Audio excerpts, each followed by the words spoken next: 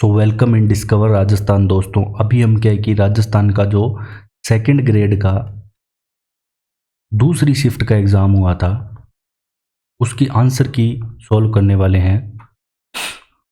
ठीक है, आंसर की ये अध्यापक का है, टीचर का, सेकंड ग्रेड टीचर। तो ये जो आंसर की है आपको, इसको मैं पूरी विश्लेषण से अच्छे से डिटेल से बताऊंगा जो आपके अन्य एग्जाम में बहुत ज़्यादा काम आएगी। और इसके अंदर सिर्फ अपने राजस्थान जीके के यहाँ पे प्रश्न मिलने वाले हैं और राजस्थान के करंट के। ठीक है, अन्य प्रश्न मैं यहाँ पे नहीं कराने वाला हूँ, सिर्फ मैं राजस्थान का जो इतिहास, कला, संस्कृति का है वही मुख्य रूप से आपको कराऊंगा। सबसे पहले हम क्या बात करेंगे, इसमें क्वेश्चन नंबर 45 है, यहाँ से स्टार्ट किया गया है। सारे क्वेश्चन कवर होंगे, टेंशन मत लो। वर्तमान मुख्य सचिव है जो उषा शर्मा है, सबको पता है। पूर्व में कितनी महिलाएं राजस्थान की मुख्य सचिव रही है? 10, 2, 1, 3। तो इसका तो सही आंसर है 1। तो वो जो 1 है वो कौन रही है? वो है कुशल सिंह, श्रीमती कुशल सिंह है जो कि मुख्य सचिव रही हैं और 2009 के आसपास ये रही थी। और देखो, जो अगर आपसे ये पूछ ले कि लोक सेवकों का सर्वोच्च प्रशासनिक अधिकारी कौन होता है, लोक सेवकों की बात करिए, यहाँ मुख्य सचिव की नहीं कर रहा, तो वो होता है शासन सचिव। इसके नीचे फिर आते हैं ये। और सबसे पहले प्रथम मुख्य सचिव कौन था राजस्थान का? अगर आपसे पूछ ले कि राजस्थान का प्रथम मुख्य सचिव कौन था, तो आपका उत्तर आएगा के राधाकृष्णन। ये राजस्थान के प्रथम मुख्य सचिव रहे हैं यहाँ पे। अब अपने चलते हैं नेक्स्ट क्वेश्चन पे। राजस्थान लोक सेवा आयोग, ठीक है, ये आरपीएससी के बारे में पूछा गया है। राजस्थान लोक सेवा आयोग अपना वार्षिक प्रतिवेदन प्रस्तुत करता है। तो जो राजस्थान लोक सेवा आयोग है ये अपना वार्षिक प्रतिवेदन राज्यपाल को प्रस्तुत करता है। तो राजस्थान के राज्यपाल को प्रस्तुत करेगा। ये कौन से अनुच्छेद के अकॉर्डिंग करेगा? तो अनुच्छेद आपको याद रखना है 323 के अकॉर्डिंग यहाँ पे करेगा। अब हम बात करेंगे कि चारण चर्चाएं क्या है। चारण चर्चाएं से क्या अभिप्राय है? देखो, जो चारण चर्चाएं है ये करणी माता की स्तुतियां हैं जो चारण जाति द्वारा की जाती है। इसके अलावा अगर आपसे पूछ ले कि सबसे लंबा गीत कौन सी माता का? जीण माता का है। अब नेक्स्ट क्वेश्चन है 48। राजस्थान का राज्यपाल किसे पद की शपथ नहीं दिलाता? देखो, जो राजस्थान का राज्यपाल है नहीं दिलाता पूछा है, ध्यान रखना। राजस्थान के मंत्री को, राजस्थान उच्च न्यायालय के न्यायाधीश को दिलाता है, राजस्थान के विधानसभा के अध्यक्ष को, या राजस्थान विधानसभा के सदस्य को। तो इसका आंसर रहेगा कि विधानसभा जो अध्यक्ष है, प्रोटेन स्पीकर, इसको नहीं दिलाता है। नेक्स्ट क्वेश्चन है आपका 49 कि अनुच्छेद 213 के तहत राज्यपाल को निम्न में से कौन सी शक्ति प्राप्त है? 213 के अंदर कौन सी शक्ति है? अनुच्छेद 213 के अंदर है अध्यादेश जारी करने की।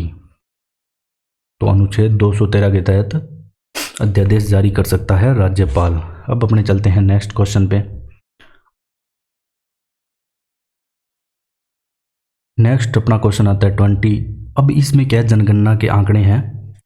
2001 से 11 के दशक के दौरान राजस्थान में न्यूनतम जनसंख्या वृद्धि वाले जिले पूछे हैं कि जहाँ पे न्यूनतम वृद्धि हुई है। देखो, सबसे पहले तो इसका आंसर बता दूं मैं आपको। इसका आंसर है गंगानगर और झुंझुनू। जो गंगानगर में न्यूनतम वृद्धि हुई है वो है 10% की 2001 की तुलना करें तो, और झुंझुनू में जो वृद्धि हुई है वो 11.7 की। तीसरा जिला है पाली, इसमें वृद्धि हुई थी 11.9 की। तो ये तीनों याद रखने हैं। तो 3 जिले जिनमें न्यूनतम वृद्धि हुई, न्यूनतम की बात कर रहा हूँ मैं यहाँ पे, ध्यान रखना।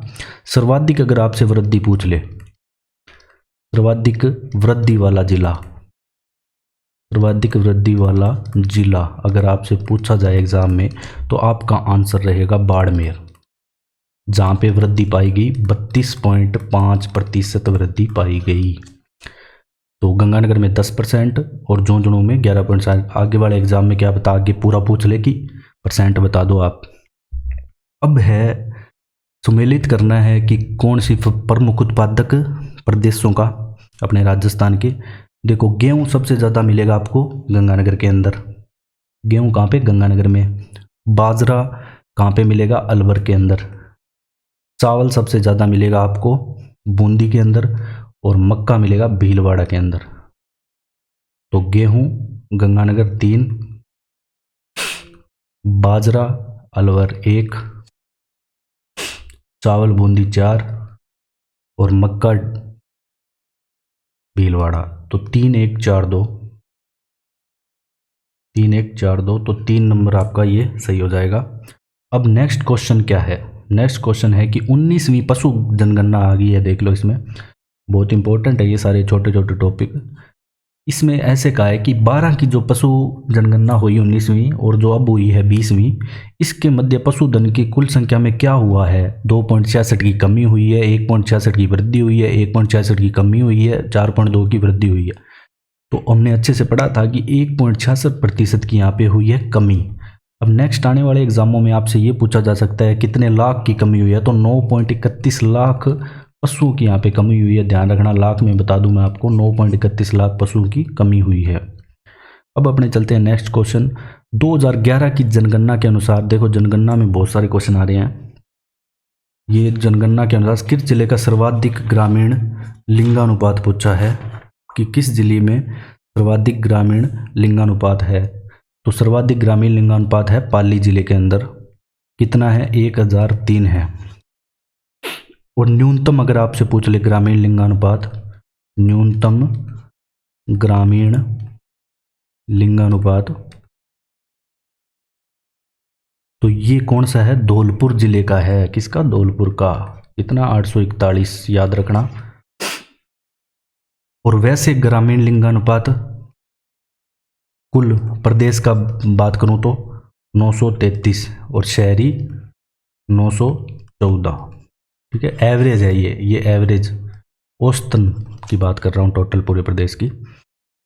अब अपने चलते हैं नेक्स्ट क्वेश्चन पे।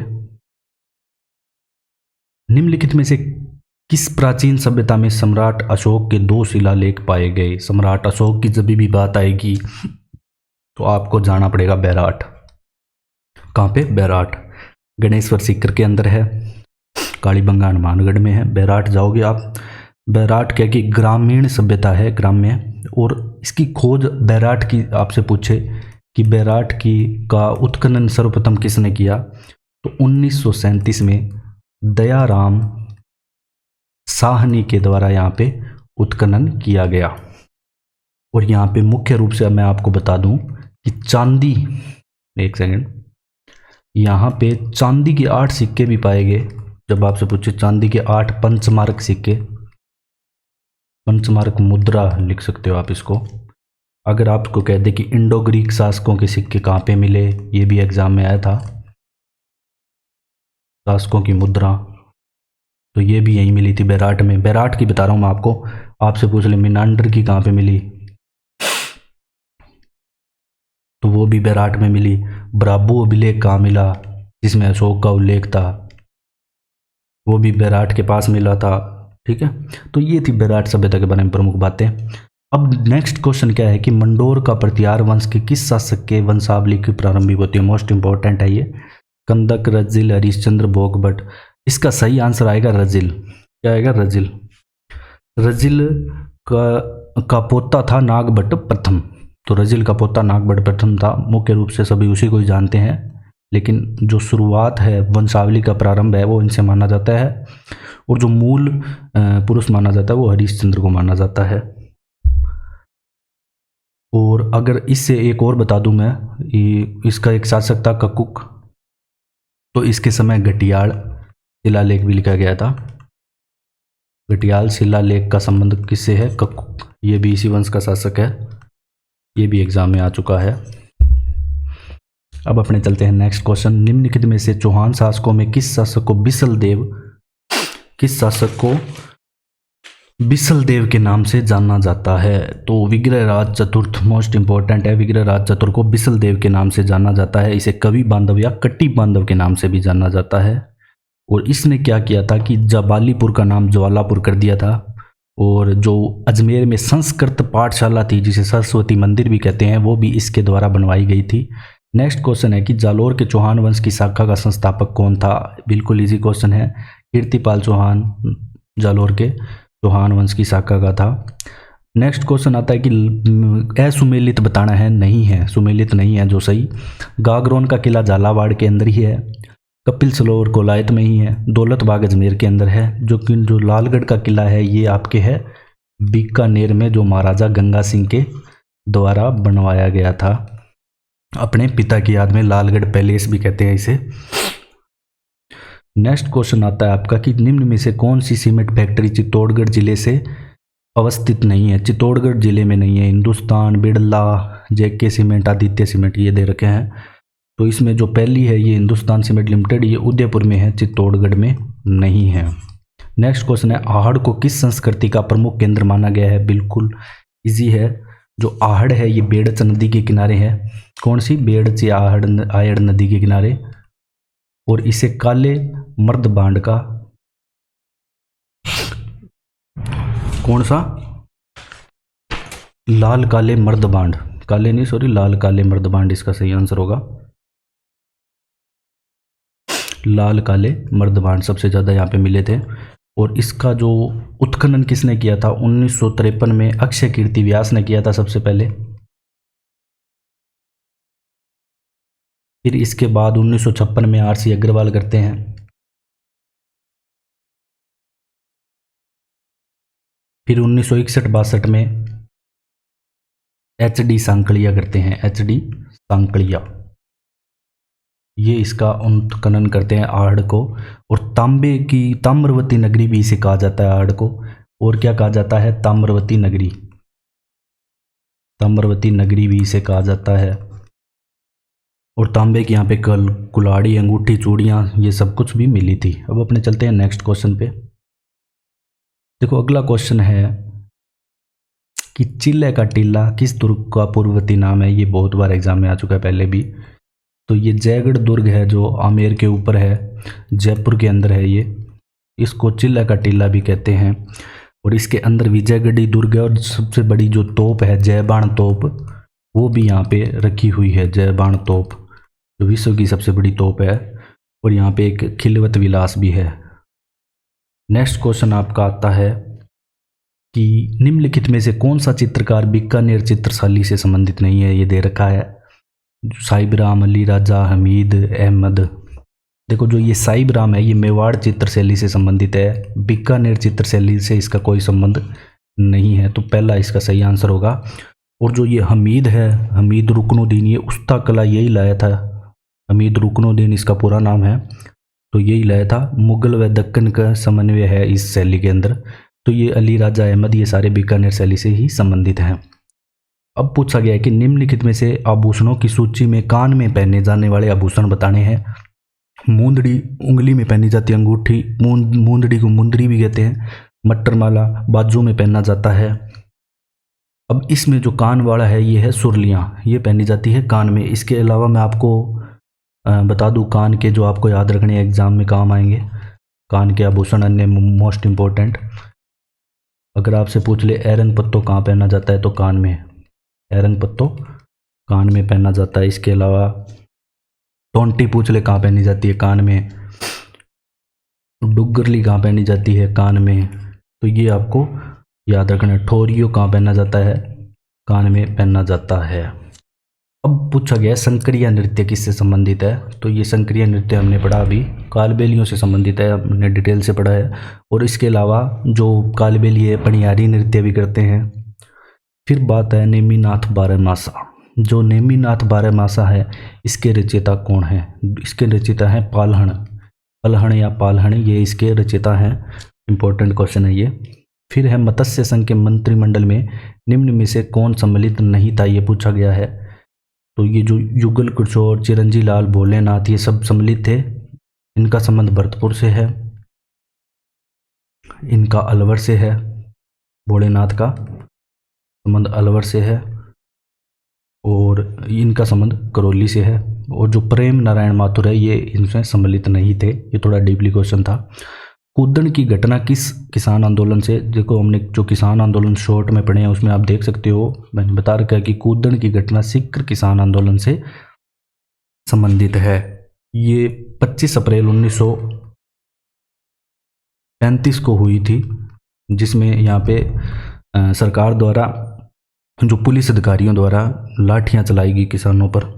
बहुत से किसान यहाँ पे घायल हुए। फिर इसके बाद 16 मई को सिक्कर दिवस भी यहाँ पे बनाया जाता है, ये एग्जाम में आ सकता है। 16 मई 1935 को सिक्कर दिवस बनाया गया।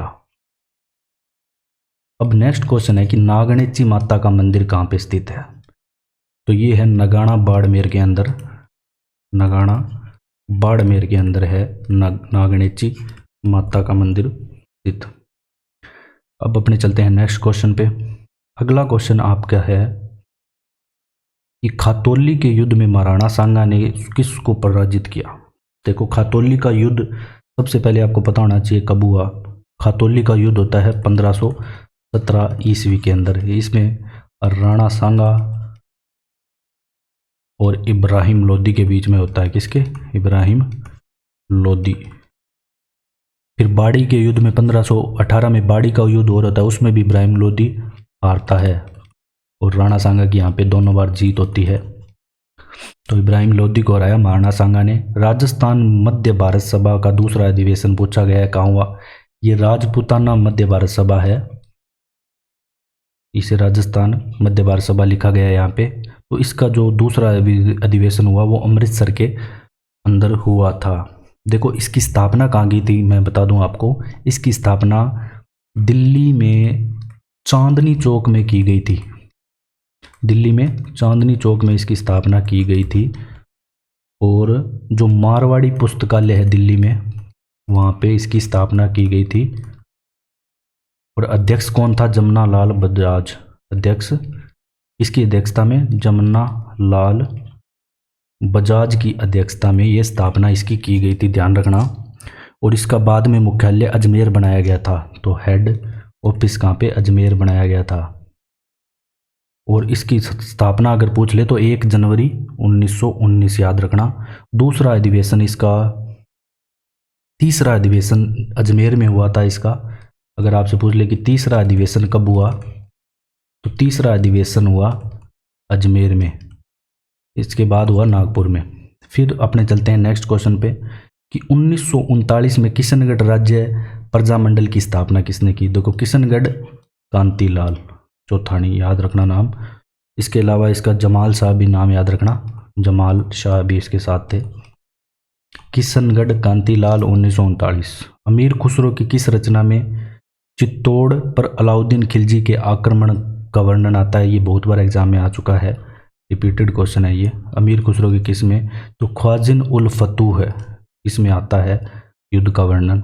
फिर है प्राचीन शिलालेखों में जालोर को किस नाम से जाना जाता था। तो सबको पता है ये भी रिपीटेड क्वेश्चन ही है, जबालीपुर के नाम से जाना जाता था। 1857 के विप्लव के समय नीमच में अंग्रेज सैनिक अधिकारी कौन सा था? वो था कर्नल एबोट।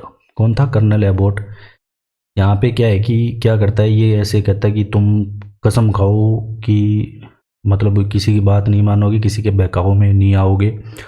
तो फिर मोहम्मद अली बेग कहता है कि अंग्रेजों ने अपने बातों पे मतलब कायम नहीं रहे तो हम क्यों रहें। तो मोहम्मद अली बेग नीमच क्रांति से संबंधित है। और यहाँ पे जो नीमच में क्रांति की शुरुआत होती है रात को 11 बजे होती है, 3 जून को, 3 जून 1857 को। तो ये मुख्य बातें थी इसके बारे में। अब अपने जानेंगे नेक्स्ट क्वेश्चन के बारे में।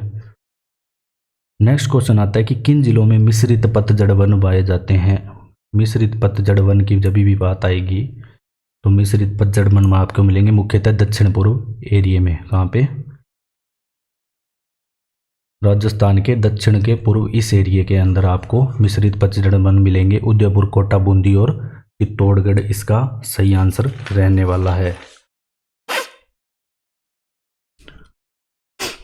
देखो, पाली में नहीं मिल सकते, इस साइड है, इस साइड तो मिलेंगे नहीं आपको पतझड़ वन, यहाँ पे मिश्रित पतझड़ वन मिलेंगे। अब नेक्स्ट क्वेश्चन में पूछा गया है कि बरखान पश्चिमी राजस्थान के कौन से क्षेत्रों में पाए जाते हैं। ये बरखान जो बालू का स्तूप है, ये अर्धचंद्राकार बालू का स्तूप भी कहते हैं इसे। कौन सा? अर्धचंद्राकार बालू का स्तूप भी इसे कहते हैं। एक सेकंड, सही से लिख देता हूं मैं इसको। अर्धचंद्राकार बालू का स्तूप है ये। कहाँ कहाँ पाया जाता है ऐसा लिखा गया है। करणी माता, ओसियां, चूरू के पालेरी में, यहाँ पे बालेरी लिखा है, एक ही बात है। ओसियां जोधपुर में पाया जाता है, बालेरी चूरू में। देशनोक बीकानेर में भी पाया जाता है, वहाँ पे करणी माता भी लिखा हुआ आ सकता है यहाँ पे, लेकिन दाता रामगढ़ सीकर में नहीं पाया जाता। तो इसका आपका सही आंसर हो जाएगा ABC। क्या हो जाएगा? ABC। तो इसके अलावा मैं बता दूं आपको, जैसलमेर में भी मिलता है ये, और करणी माता भी लिखा आ सकता है देशनोक की जगह, ध्यान रखना अगली बार एग्जाम में। चूरू का पालेरिया आपने पढ़ ही लिया, और ओसियां भी तो है ही। और राजस्थान के निम्नलिखित में से किस जिले में दक्षिण पश्चिम मानसून समय 1 जुलाई से पूर्व आ जाता है? आराम से आप बता सकते हो। देखो, मानगढ़ बीकानेर गंगानेर में नहीं आता, जुलाई में एंटर करता है, लेकिन पाली में एंटर कर जाता है। मैप के अकॉर्डिंग आप देख सकते हो। तो यहाँ पे देखो पाली है, तो पहले एंटर यहीं करेगा। फिर है, एक नदी के बारे में पूछा गया कि बताओ कौन सी है, कि यह कोटड़ा उदयपुर से निकलती है, पतमती मेसवा व वेतर की इसकी सहायक नदियाँ हैं, और ये राजस्थान में सिर्फ 45 किलोमीटर प्रवाहित होती है। इसके बाद गुजरात में चली जाती है। तो ये नदी है साबरमती नदी के बारे में यहाँ पे कहा गया है, तो ये ध्यान रखना आप। नेक्स्ट क्वेश्चन पे अपने चलते हैं। अगला क्वेश्चन है 57, करंट से रिलेटेड है, कि निम्नलिखित में से किस आयु वर्ग की महिलाएं उड़ान योजना के अंतर्गत लाभ लेने के पात्र है? देखो, कभी तो यहाँ पे नैपकिन कितने बांटेंगे ऐसे क्वेश्चन आता है, तो ये उड़ान योजना इंपॉर्टेंट हो जाती है। तो इसका आंसर है 10 से 45 वर्ष की जो महिलाएं, बालिकाएं और महिलाएं हैं, ये इसमें पात्र है। इसकी शुरुआत जो IM शक्ति उड़ान योजना इसका नाम है, 19 नवंबर 2021 को की गई थी, और इसमें महीने में 12 नैपकिन दिए जाते हैं एक को। राजस्थान की प्रथम हस्तशिल्प नीति के बारे में कौन सा सही नहीं है? ये कहा गया है विलुप्त होती परंपरा स्थलों को पुनर्जीवित करना उद्देश्य है, ये सही बात है। और ये पहली हस्तशिल्प नीति जो 2022 में जारी हुई, ये भी बात सही है। और इससे आने वाले 5 वर्षों में 50,000 से अधिक नए रोजगार के अवसर तो मिलेंगे ही, लेकिन ये प्रभावी 2026 तक रहने वाली है, ये इसका सही आंसर है। फिर है कि फिट इंडिया मूवमेंट में राजस्थान निम्न में से कौन सा स्थान है? देखो, फिट इंडिया मूवमेंट में राजस्थान के यहाँ पे स्थान है पहला। कौन सा स्थान है? पहला। जब हम बात करेंगे, फिर जनगणना क्वेश्चन है, 2001 से 2011 में तुलना में कथन दिए गए हैं। जनसंख्या वृद्धि दर में कमी आई है, ठीक है, सही बात है, ये जनसंख्या वृद्धि दर में कमी आई है, 21.3 हो गई, पहले 28 पॉइंट समथिंग थी। फिर लिंगानुपात में वृद्धि हुई है, ये भी बात सही है, 921 से 928 हो गया। बाल लिंगानुपात यहाँ पे घटा है, ये भी बात मान लो सही है। लेकिन जो जनसंख्या घनत्व में बदलाव हुआ है, पहले 165 था, अब 200 हुआ है जनसंख्या घनत्व, 200 प्रति व्यक्ति प्रति वर्ग किलोमीटर। तो इसका सही आंसर है ऑप्शन नंबर 4। अब बात करेंगे, राजस्थान में बेटी बचाओ बेटी पढ़ाओ अभियान का ब्रांड एम्बेसडर कौन है? अवनी लेखरा है, मोस्ट इंपॉर्टेंट है ये करंट की दृष्टि से। इसके बाद अपने चलते हैं नेक्स्ट क्वेश्चन पे। ये है, राजस्थान विधानसभा में डिजिटल म्यूजियम, जो पहली शिफ्ट में क्वेश्चन आया उसी से रिलेटेड यहाँ पे कर दिया गया। डिजिटल म्यूजियम है ये, पॉलिटिकल नैरेटिव म्यूजियम इसका नाम है, ध्यान रखना, ये मोस्ट इंपॉर्टेंट हो जाता है। पॉलिटिकल नैरेटिव म्यूजियम इसका नाम दिया गया है। विश्व की लगभग कितने प्रतिशत जनसंख्या उत्तरी गोलार्ध में निवास करती है? तो 90% जनसंख्या है वो उत्तरी गोलार्ध में निवास करती है। फिर है कि निम्नलिखित में से कौन सा कथन सही नहीं है? जो जम्बूरी अभी पाली रोहट में हुई इसके बारे में, 18वीं राष्ट्रीय जम्बूरी राजस्थान के पाली रोहट में आयोजित की गई, सही बात है।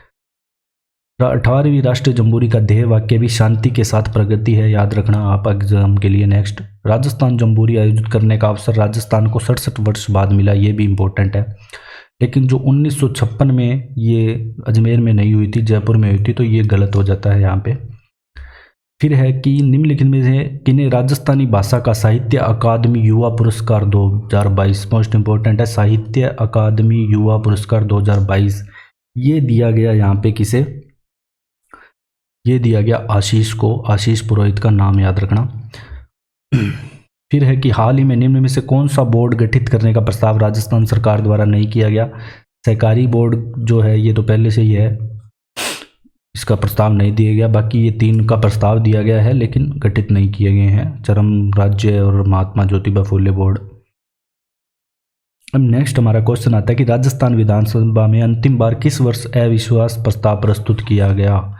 तो ये किया गया था 1985 के अंदर।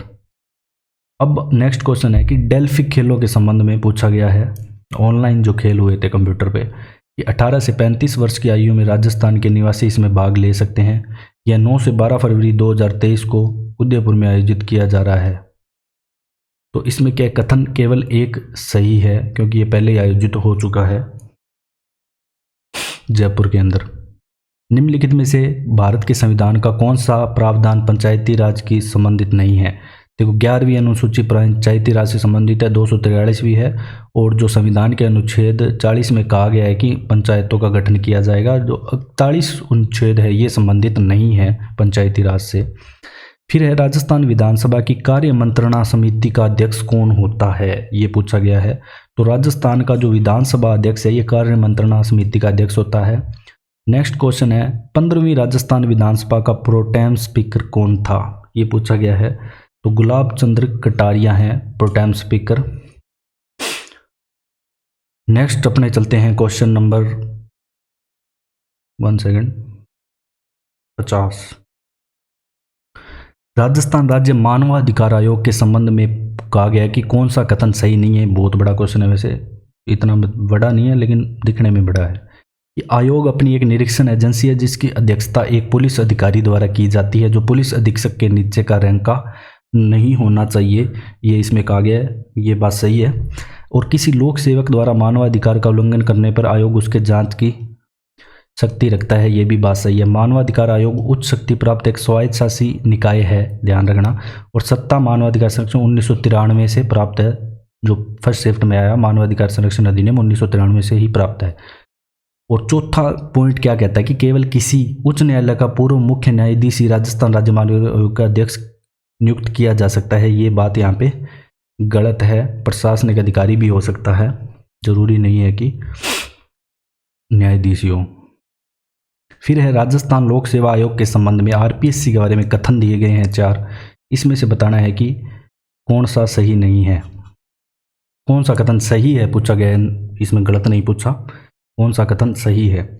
आरपीएससी लोक सेवा आयोग का सदस्य आयोग के अध्यक्ष को संबोधित करके अपना हस्ताक्षर सहित लेख द्वारा अपना पद त्याग दे सकता है, ये कथन गलत है यहाँ पे। और अध्यक्ष तथा अन्य सदस्यों की नियुक्ति भारत के राष्ट्रपति द्वारा की जाती है, ये तो साफ ही पता लग रहा है गलत है।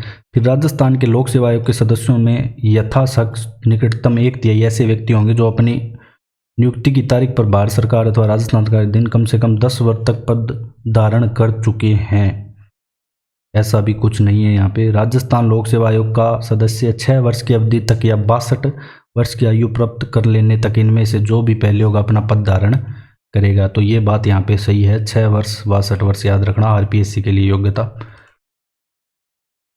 कार्यकाल का निर्धारण।